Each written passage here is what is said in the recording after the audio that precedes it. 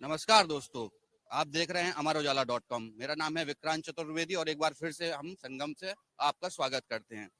हम बात करेंगे आज शिवरात्रि की। हम बात करेंगे आज शिवरात्रि की तैयारियों की। हम बात करेंगे आज यहाँ पर अगर आप शिवरात्रि की आने की कोशिश कर रहे हैं तो उसमें आपको किन किन बातों का ध्यान रखना चाहिए, शिवरात्रि मनाई कैसे जाती है, शिवरात्रि का पर्व कैसा रहेगा, सारी जुड़ी हुई बातें हम आपको बताएंगे। इसमें हमारा सहयोग करेंगे हमारे साथी आलोक त्रिपाठी जी। आलोक त्रिपाठी जी काफी समय से यहाँ पर हैं और कुंभ की बहुत इन्होंने रिपोर्टिंग भी की है। काशी से जुड़े हुए हैं तो वहाँ की भी जानकारी आपको मिल जाएगी और प्रयागराज में पिछले 1-1.5 महीने से कार्यरत हैं तो यहाँ की भी इनको पूरी जानकारी है। नमस्कार आलोक जी, नमस्कार। जी। एक बात बताइए आलोक जी कि काशी में और प्रयागराज में इस समय शिवरात्रि की तैयारियां कैसी चल रही अगर बात करें शिवरात्रि की और खासकर काशी की, तो काशी शिव की नगरी है। तो वहाँ इस समय पूरा शहर महाशिवरात्रि की तैयारियों में जुटा हुआ है। काशी के जितने भी शिव मंदिर हैं, उनको सजाया जा रहा है, संवारा जा रहा है और खासकर विश्वनाथ मंदिर है, जो द्वादश ज्योतिर्लिंग में सबसे प्रमुख स्थान रखते हैं बाबा विश्वनाथ। है? प्रयागराज से ज्यादातर लोग ना काशी की तरफ ही मूव कर रहे हैं। लोगों ने ये प्लान भी बनाता है, कोई भी व्यक्ति निकलता है अपने घर से तो सोचता है कि यार प्रयागराज है तो या तो अयोध्या के दर्शन कर लेता हूँ या काशी के कर लेता हूँ। अब चूंकि शिवरात्रि पास में है तो लोगों को लग रहा है कि मैं जो है कैसे काशी पहुंच जाऊं। इस समय काशी अगर पहुंचना हो किसी को या वहां पहुंचे कोई तो वहां के रेलवे स्टेशन बस स्टैंड कहाँ पे जाते हैं लोग? आ, जो अभी वर्तमान सिनेरियो की बात करें, जो प्रेजेंट टाइम में जो भीड़ बहुत ज़्यादा है, तो इस हिसाब से प्रशासन ने जो इंतज़ाम कर रखे हैं, शहर से बाहर ही वाहनों को रोक दिया जा रहा है और जो लोग ट्रेनों से भी जा रहे हैं तो उनको कुछ जो छोटे स्टेशन हैं, भीड़ को देखते हुए चीज़ों को डाइवर्ट किया जा रहा है, ट्रेनों को डाइवर्ट किया जा रहा है, लोगों को वहाँ रोक रोक के होल्डिंग एरियाज बनाए गए हैं पूरे शहर में अलग अलग हिस्सों में जो है। और अगर कोई अपनी पर्सनल गाड़ी से जा रहा हो तो वो कैसे पहुंचेगा? जो पर्सनल गाड़ी से जा रहा है तो अगर गाड़ी का जो नंबर है अगर वो बाहर का है तो उसे शहर की सीमा पे मोहन सराय बाईपास से ही जो है उसको डाइवर्ट कर दिया जा रहा है। उसके आगे कुछ पार्किंग भी बनाई गई है जहां आप अपनी गाड़ियां पार्क कर सकते हैं। उसके आगे आपको फिर सरकारी जो बसें हैं, शटल बसें हैं, ई रिक्शाज हैं, इसके द्वारा आप जो है पहुंच सकते हैं वहाँ। जैसे महाकुंभ का मेला लगा था सर, तो यहाँ तो क्या था कि बहुत सारे बाबाओं के पंडाल थे। इतना ज्यादा हुजूम आया तो बहुत सारा जो है लोगों के ठहरने की व्यवस्था जो है बाबाओं के पंडाल में हो गई। लेकिन काशी में ऐसी कोई व्यवस्था है? काशी में फिलहाल तो ऐसी कोई व्यवस्था नहीं है क्योंकि वहाँ धर्मशालाएं, होटल और इस तरह की जो भी चीज़ें हैं वहीं श्रद्धालु रह सकते हैं जिन्होंने पहले से व्यवस्था कर रखी है। नहीं तो फिर श्रद्धालुओं को रात में घाट पे ही रात बितानी पड़ेगी या फिर कहीं अगर उन्होंने स्टेशन के बाहर इंतजाम है तो स्टेशन के बाहर, इस तरीके से चीज़ें हैं वहाँ इतनी ज्यादा भीड़ है, सभी को जो है बाबा विश्वनाथ के दर्शन मिल जाए संभव नहीं लगता है। क्या काशी में ऐसी और भी जगह हैं जहाँ पे हम जो है भगवान भोले की पूजा कर सकते हैं और उन मंदिरों के दर्शन कर सकते हैं भीड़ से बचते हुए? पे। मैं आपसे एक बात यही कहना चाहूँगा कि अगर आप काशी जा रहे हैं तो वो बाबा विश्वनाथ की नगरी है और ये कहते हैं कि कण कण जो है वहाँ शंकर बसते हैं। तो ये ऐसे यूं ही नहीं कहा जाता, वो शिव की नगरी। तो वहाँ इतने शिवालय हैं, इतने शिव मंदिर हैं, आप कहीं भी दर्शन करें, कहीं भी जल चढ़ाएं, आपको वही पुण्य मिलेगा जो बाबा विश्वनाथ के दर्शन का या जलाभिषेक का मिलता है।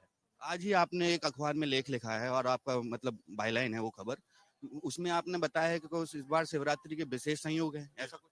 31 सालों के बाद जो है त्रिग्रही योग बन रहे हैं और बुद्धादित्य योग बन रहे हैं।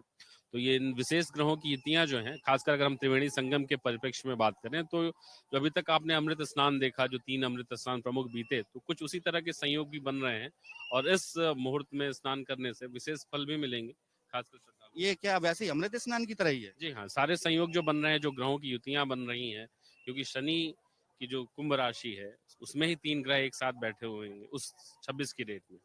तो इसलिए कुछ मिलते जुलते योग हैं और एकदम अमृत स्नान की तरह ही महाशिवरात्रि पे संयोग बन रहा है।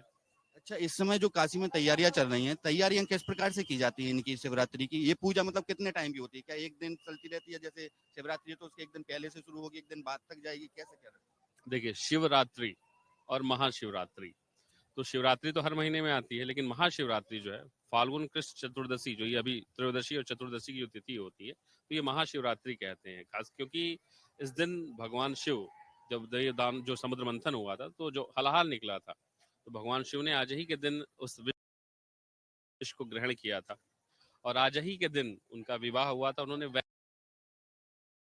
वैराग्य से गृहस्थ जीवन में प्रवेश किया था। है? ये तो बड़ी दिलचस्प बात बताई आपने। अच्छा, एक चीज और बताइए कि जैसे आपने यहाँ के भी मंदिर देखे हैं, लोग प्रयागराज पे भी आएंगे, स्नान का आखिरी दिन है, तो प्रयागराज में वो कौन कौन से मंदिर हैं जहाँ पे जो है शिवरात्रि की पूजा की जा सकती है? यहाँ सोमेश्वर नाथ के मंदिर हैं, बाबा वासुकी नाथ का मंदिर है। इसके अलावा छोटे छोटे और शिव मंदिर हैं जहाँ आप उनकी पूजा कर सकते हैं। और खासकर ये जैसे आप त्रिवेणी के तट पे हैं तो आप पार्थिव शिवलिंग भी बना के खुद से पूजा कर सकते हैं। त्रिवेणी की रेत से बना के उनका अभिषेक कर सकते हैं, पूजन कर सकते हैं। ये तो बहुत बढ़िया बात बताई आपने कि मतलब कोई भी मतलब पूजा कर सकता है, अगर वो रेत पे है तो रेत बना के उस पे शिवलिंग और वो उनको जल अर्पित कर सकते हैं। अच्छा, यहाँ की यातायात की कैसी स्थिति है अभी प्रयागराज? आप देखिए कल से भीड़ बहुत बढ़ी है और प्रशासन ने जो है भीड़ को डाइवर्ट किया है, बाहरी गाड़ियों को रोका है और खासकर मेला क्षेत्र में देखें तो भीड़ बहुत ज़्यादा है पिछले 2 दिनों के मुकाबले, और ये शिवरात्रि तक ऐसे ही रहने के आसार हैं इसके पूरे। प्रशासन ने कुछ व्यवस्थाएं की हैं इसके लिए? प्रशासन ने जैसे जो बाहरी गाड़ी हैं उनको तो बाहर रोक दिया, कुछ जो नज़दीक आ सकती हैं उनको जो है पार्किंग एरिया में अलग अलग जगहों पे पार्क करने के इंतजाम किए हैं। और खासकर जगह शहर में लोगों ने होल्डिंग एरियाज बनाए जो भीड़ स्नान करके जा रही है। और खासकर मेरा प्रशासन बार बार श्रद्धालुओं से आग्रह कर रहा है कि वो संगम पे आएं, जल्दी नहाएं और जल्दी घर जाएं। ताकि किसी भी अनहोनी से बचा जा सकता है। एक चीज और बताइए, शिवरात्रि की जब पूजा करते हैं तो इसकी कोई विधि होती है क्या, विधिवत? देखिए भगवान शिव की पूजा सबसे सरल मानी जाती है और मात्र 1 लोटा जल से प्रसन्न होने वाले वो देव हैं। 1 बेलपत्र और 1 लोटा जल। भगवान शिव की पूजा की कोई विधि नहीं है, बस आपकी श्रद्धा, आपका भाव मायने रखता है। और महाशिवरात्रि है तो ये रात्रि, पूरी रात्रि पर्यंत जागरण का काल होता है। निशीत काल की पूजा का विशेष महत्व होता है। सद्दी काल की पूजा विशेष मायने रखती है। ये खास अभिष्ट सिद्धियों के लिए लोग करते हैं। वो सिद्धियों की प्राप्ति के लिए वो उन स्नानों को जी, किया जा सकता बस। है। जैसे एक सामान्य व्यक्ति है तो वो कभी भी स्नान कर ले। हाँ, उसके लिए कोई दिक्कत नहीं है। सामान्य व्यक्ति के लिए तो ब्रह्म मुहूर्त से लेके और सूर्यास्त तक का सबसे अच्छा मुहूर्त होता है स्नान के लिए। अच्छा, और यहाँ के यातायात की जैसे कि ट्रेन की बात की जाए या आप आदमी अपनी पर्सनल गाड़ी से आ रहा हो तो कैसे आए?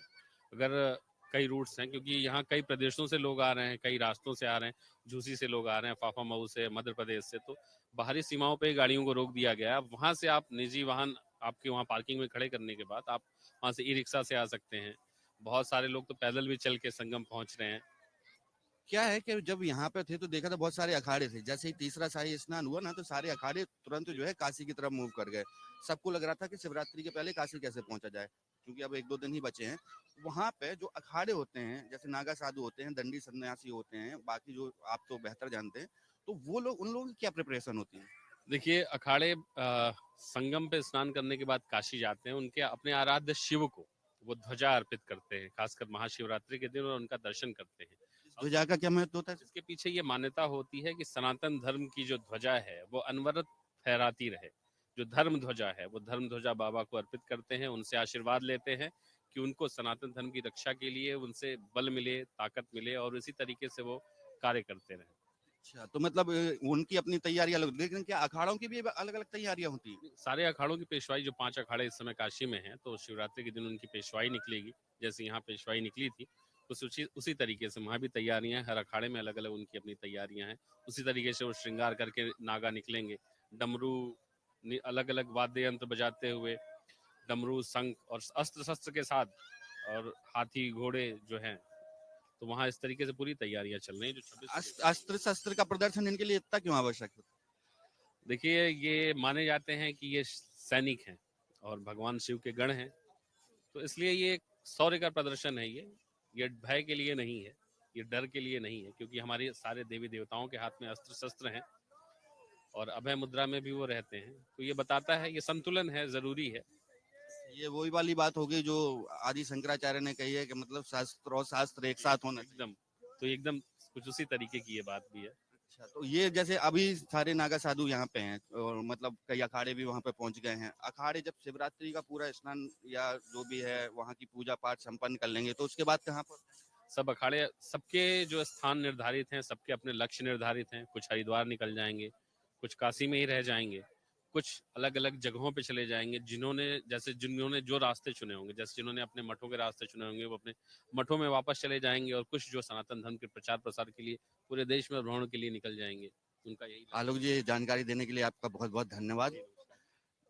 आप जो है धन्यवाद। आप देख रहे हैं विक्रांत चतुर्वेदी को कैमरामैन श्यामवीर के साथ। अमर उजाला जीवांजलि के सारथी की मदद लें और महाकुंभ में स्नान जरूर करें।